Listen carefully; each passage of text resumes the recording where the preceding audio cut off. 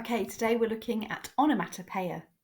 Onomatopoeia is when a word is making in the way that the word is written and spelt. When we say it, it actually sounds like the very thing it represents. So if you think about words like crash and bang and pow and pop, all of these words are onomatopoeic sounds. And meow, like a cat, meow would be onomatopoeia as well. Onomatopoeia. And when we come to spell onomatopoeia, we spell it onomatopoeia. So it's onomatopoeia, but we spell it onomatopoeia. Okay, and that is how we would write that down if we spotted that language device in a piece of writing. And today we're going to think about, can we spot onomatopoeia, but also can we write it?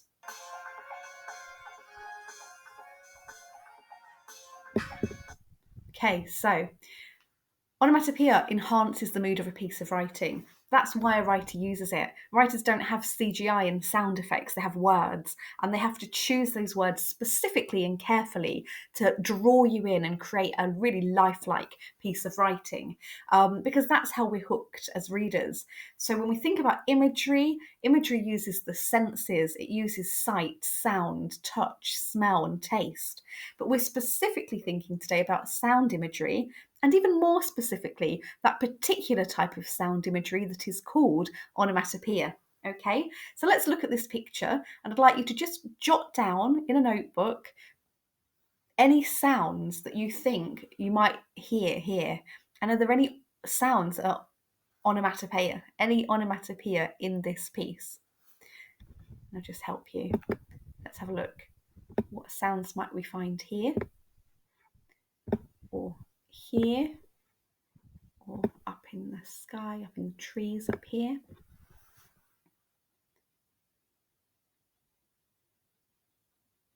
Okay, pause if you need more time. What kind of things have you got? So I'm sort of thinking around here, maybe we might have sort of the rustle of the leaves, okay? And I'm thinking up here, you might have birds in the trees. They might be caw-cawing or squawking. You might have birds that hoot. You might have birds that chirrup and twitter. So all of these are onomatopoeia. And then down below here, we've got water rushing past the rocks. And that water might splash and splosh and plip and plop and drip and all of those things that water does. Okay, so onomatopoeia as well. Well done. Again, what sound imagery might you hear here?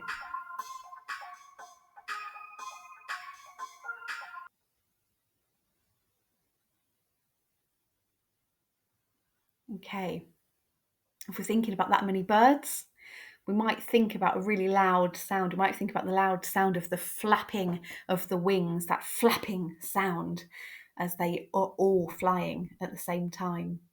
There might be, if they're frightened by something, there might be a squawk. There might be squawking sounds as they all call to each other. If you have crows, crows tend to caw. Owls tend to be singular, they tend to be solitary, but they would hoot. We're not going to have hooting here, okay? You might even have the crash of the sound of the birds crashing through and leaving the trees as they leave the trees and fly into the air. Oh, are you ready for a quiz? Get ready, pens and paper. Okay, quick quiz. Which of these words are examples of onomatopoeia, please? Let's have a look. Which of these words are examples of onomatopoeia? And as we go through each one, only write it down if you think it's onomatopoeia. If it's onomatopoeia, write it down. Crash.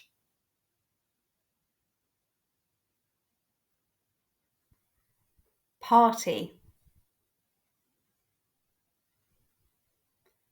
House. Fork.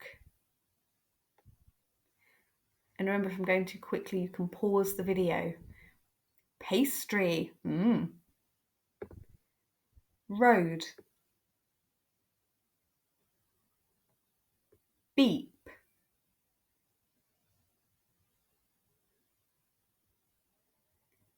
woof,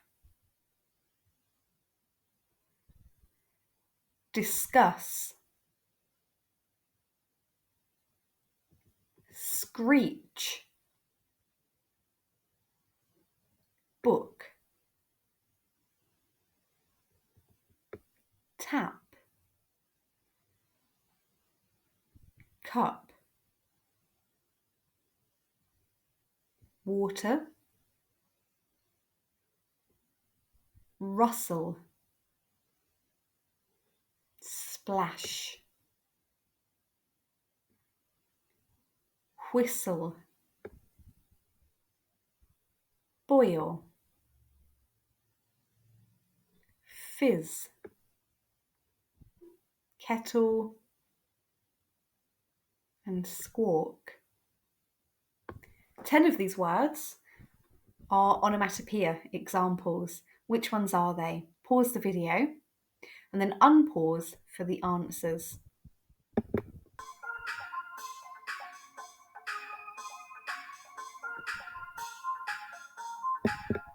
Okay, so we had crash, onomatopoeia. You can imagine sort of somebody walking into a waiter walking in and dropping a tray of plates and they crash to the ground. Okay, we've got beep, beep, beep of a horn. You can hear it. Woof. We've got screech. Somebody might screech when they're talking. Screech is amazing. Screechy. But you've also might have a screech of tyres, and that screech as the tyres go across the road. Tap. That tapping sound. Okay, rustle, rustle. Let's think about rustling fabric. Or you might have rustling packets and paper. You can hear that rustle. Splash, whistle, whistle, fizz. Imagine a Coke bottle opening and it's been shaken. It's going to fizz up. Okay, and squawk from a bird. Well done. Now, if you got more than 5 out of 10, then brilliant. You're kind of on the way, aren't you, to understanding and noticing onomatopoeia. If you got 5, that's 50%. Okay, that's a good start. If you've got 6, then you've got 60%. Brilliant. If you've got 7, amazing. And if you've got 8, 9, or 10, then, really well done. You've really got this. And 10, well, it's 100%. So you're really solid. You know your onomatopoeia, and you should be able to spot it in a piece of text and think about what it's doing to enhance the mood of that piece.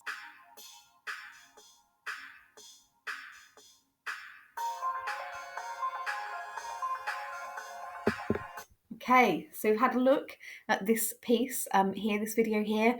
Now let's think about a crowd like this. What sounds are you going to hear? I'd like you to write a descriptive paragraph, and you can start it however you want to, as long as you don't say in the video or in the image. Descriptive writing, remember, is describing a setting and you're the writer, and this becomes your environment. These are your characters.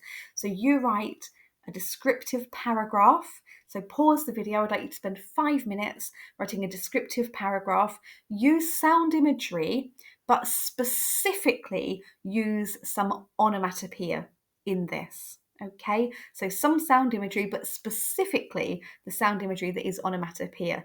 What do you think you might be able to put in here to describe some of the things that are going on? So 1 paragraph, time starts now. I want you to pause the video, and then when you unpause, we'll move on.